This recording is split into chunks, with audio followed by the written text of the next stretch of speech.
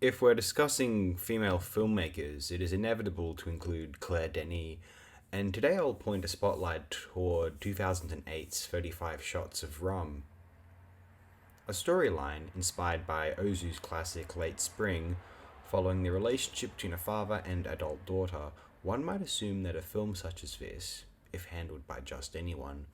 would be too heavy on dialogue driven drama and sentimental, quasi exploitative emotional queasiness, more interested in the emotional tug of the idea than the long term justification for its existence as a work of artistic composition. Although 35 Shots of Rum really couldn't be more filmic, and is as much justification for film as a medium as almost any film I have seen from the 2000s onward,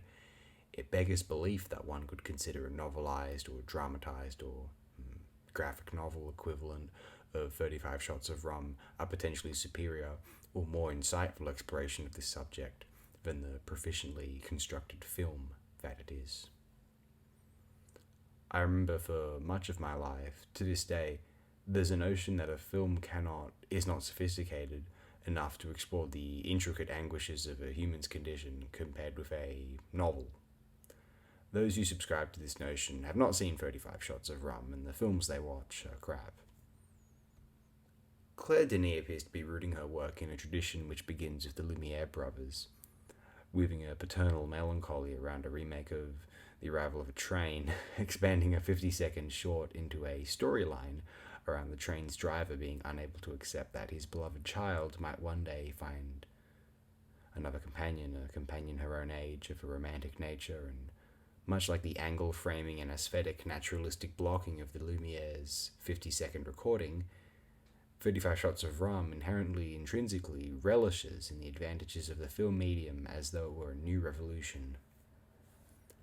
But to Denis, the struggle never ended. The effort to champion the cause of film art, to justify its existence, to refuse complacency, and to constantly explore what the medium can translate from simulated human-animal behavior. She, accompanied usually by her cinematographer Agnes Goddard, also an essential talent vital to these magical films, has an incredibly high opinion of what film is capable of, a medium of seemingly infinite possibilities to effectively communicate the inescapable drama of human interaction and sociocultural friction. The subjects of novels, paintings, television, modes of formalist tradition, whereas the film format is intrinsically chained to technological progression, constantly adapting to the media zeitgeist, filtering an era through the content and the capturing of its frame, the nature of the camera, the continual ability of a camera, morphing its size to suit the gradual introspection of human experience across decades. And Denis realizes this also intrinsically, whereas most of us take the medium for granted, having to view Denis' films in order to experience, to appreciate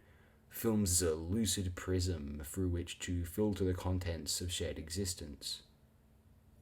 In 35 Shots of Rum, Claire Denis and Agnes Goddard explain why the film medium would be most pronounced and articulate, even still in 2008, to tell the story in question, 102 years on from 1896, demonstrating a magic casting a spell which the average audience had likely long forgotten about. But don't forget, view 35 Shots of Rum for one of cinema's finest justifications, a timeless, eternal piece of visual storytelling collating these stages of naturalistic behavior into one compilation of lives, challenging other mediums to compete, and inspiring me to challenge you, any prospective commenters, to suggest, if so possible, the preferred medium to film in transferring the aforementioned dramatic summation into a holistic artistic experience. Seriously. So with that being said, thanks to all of you who have viewed this video. I hope you all have the best possible day, night, wherever you might be. Thanks for your time. Do be well.